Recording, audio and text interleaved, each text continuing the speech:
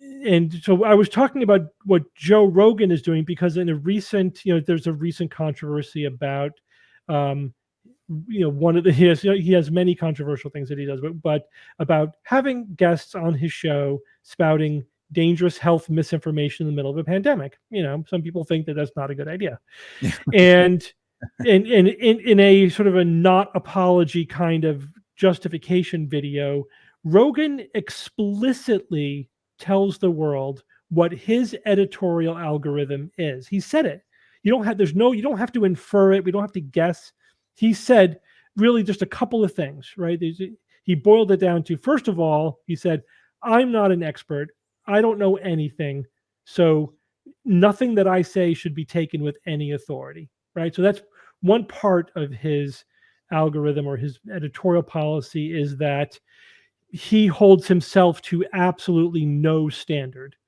He doesn't think he needs to hold himself to a standard because he's just a regular guy who nobody should expect to know anything. Well, I think Right? it's beyond even just the regular guy thing, because often that comment will come out in his podcast. And I am, or have been in the past, a listener. I'm less of a listener now since he's gone to Spotify, primarily because I don't find him. He doesn't pop up in my iTunes feed, But he goes a bit beyond, I'm just a regular guy, to I'm just a comedian. So in other words, he can also then say not just a regular guy, but I'm making light of a situation because I'm a comedian. And he plays that kind of light as well. Yeah, that is the Alex Jones defense, although not as explicit as Alex Jones was kind of forced to say in a lawsuit, hey, this is just a character I'm playing. I don't necessarily believe any of the things that I'm saying, right? It's a character. Rogan didn't quite go all full Alex Jones. He didn't go all the way there, but that's the implications. Like, not only am I just a regular guy with no expertise, I'm a comedian. So at any time I want to, I could just say, well, I didn't really mean it. It was for humor. It was a joke.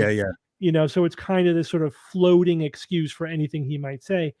And if that were literally true, like when we watch a comic doing a performance on stage, there is an explicit understanding with the audience that don't take a single thing this person says seriously. It is 100% for the purpose of humor. Now, I know some comedians will mix in social commentary and blur the lines. All lines are blurred, but that is a more, I think, realistic defense when you're a comic standing up on stage. Rogan's not doing comedy, right? And he doesn't say he's doing comedy. So that isn't really what he's saying. He's saying, don't take anything I say as the word of authority. I'm just riffing here. I don't even prepare half the time, and I'm just riffing. So don't listen to me. And then his other half of his algorithm is, I interview interesting people.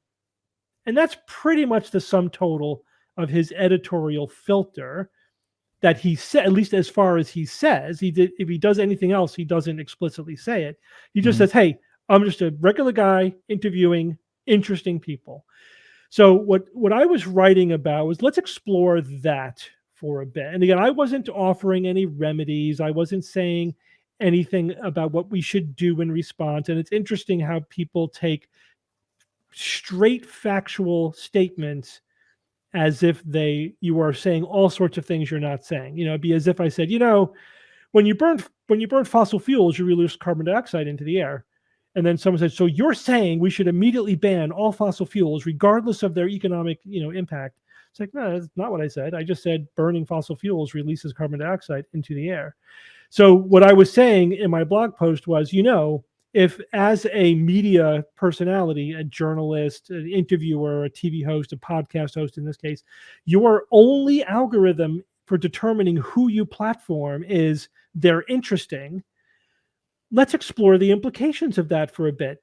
People who are interesting generally, and this is the media, this is what the media finds interesting, are people who are saying things that are different from what everyone else is saying. Contradictory.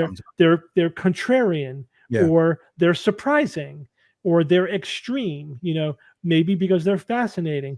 There could be legitimate reasons, like, a scientist who has some genuinely fascinating but scientifically accurate things to say, or somebody who has a well thought out, valid opinion about something that may be a little bit outside of what we typically think. Whatever. There's all kinds of interesting guests that are I would consider to be legitimate targets of this kind of format. But he's just like, no, they're just interesting. And we know from his show what that means, right?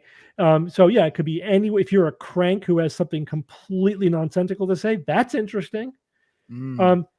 So what that leads to, the interesting algorithm, right, is you're going to be interviewing people who are most likely to be wrong, and you are providing no filter because by your own admission, you don't have enough background knowledge to filter it or to put it into context or to fact check or whatever.